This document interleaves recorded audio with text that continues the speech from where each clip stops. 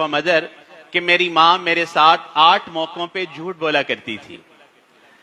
वो कहता है कि मैं एक गरीब वालिदैन का बेटा था, मेरा बाप बचपन में ही फौत हो गया।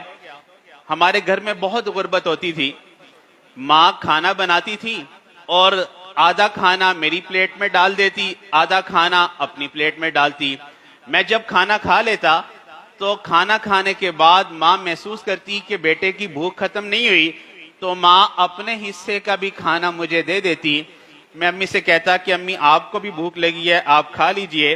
तो माँ कहती eat this rice son, I am not hungry. बेटा तुम खाना खा लो, मुझे भूख नहीं लगी। ये मेरी माँ का पहला झूठ था जो मेरे साथ बोला करती थी। कहता है कि हमें न्यूट्रिशन मिलती नहीं थी, कोई मुनासिब ग़िज़ा मिलती नहीं थी। एक दिन छुट्टी का दिन आता तो मेरी माँ मुझे रिवर पे ले जाती। हम वहाँ पे फिशिंग किया करते थे, मछली पकड़ा करते थे। एक दिन हमें 2 मछलियाँ मिली। मेरी माँ ने घर आके उसको कुक किया और उसके कबाब बना दिए। कहता है कि मैं बड़े मज़े ले लेके कबाब खा रहा था। मेरी माँ भी मेरे पास आके बैठ गई। मैंने कहा कि अम्मी आप भी कबाब खा लीजिए।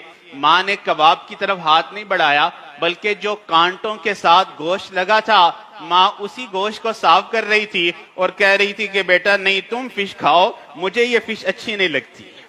ये मेरी माँ का दूसरा झूठ था जो उसने मेरे साथ बोला। फिर वो कहता है कि मैं स्कूल में दाखिल हो गया। स्कूल में इम्तिहान के दिन थे और मैं कमरा इम्तिहान में बैठा था।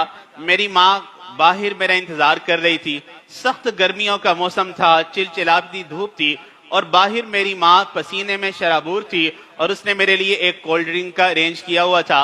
जब मैं इम्तिहान दे के बाहर निकला तो मेरी माँ ने मुझे कोल्ड ड्रिंक दी, कहा बेटा ये लो पी लो, गर्मी बहुत है। मैंने कहा अम्मी गर्मी तो आपको भी लग रही है, आप पी लीजिए। तो माँ ने कहा नहीं बेटा मुझे गर्मी नहीं लग रही। मैंने आधा पिया, आधा माँ को दिया। माँ ने फिर भी कहा कि नहीं बेटा मुझे गर्मी नहीं लग रही, तुम ये सारा पी लो। फिर कहता है कि मैं जरा बड़ा हो गया तो मेरे कॉलेज के अखराजात ज्यादा हो गए। तो करीब एक मैच फैक्ट्री थी, माचिस बनाने की फैक्ट्री थी, तो मेरी माँ को वहां पे मुलाजमत मिल गई।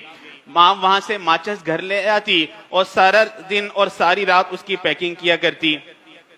कहता है रात को जब मेरी आंख खुलती तो मैं देखता कि माँ थकन से बेहाल है लेकिन फिर भी काम कर रही है। तो मैं माँ से कहता कि माँ आप सो जाएं, आपको नींद आ रही है। तो माँ कहती go to sleep my son, I am not tired. बेटा तुम सो जाओ, मैं थकी हुई नहीं हूँ। ये मेरी माँ का अगला झूठ था जो मेरे साथ बोला करती थी।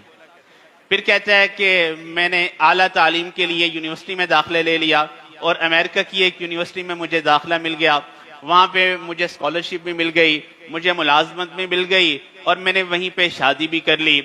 मेरी माँ गांव में ही रहती थी। मैंने अपनी माँ को खत भी लिखा कि आप मेरे पास आ जाएं, यहाँ रहें, यहाँ बड़ा घर है, ज्यादा सहूलियात हैं।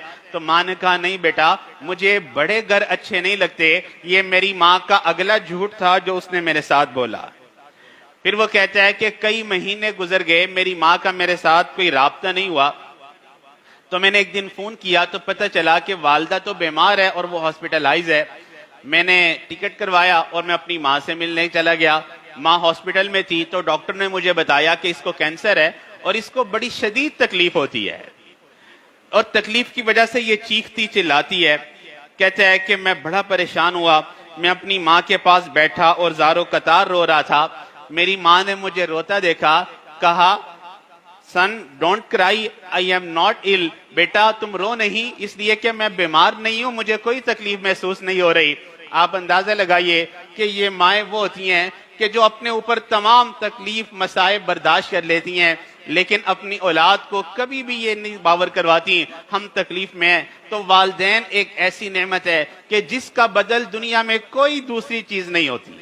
अल्लाह रब्बुल इज्जत ने अपनी सिफत रहीमी का परताव दुनिया में वालिदैन के अंदर रखा ताकि मेरे बंदे वालिदैन की रहमत को देख के अंदाजा लगा लें कि जब क़यामत के दिन मेरे पास आएंगे तो मेरी रहमत का क्या आलम होगा।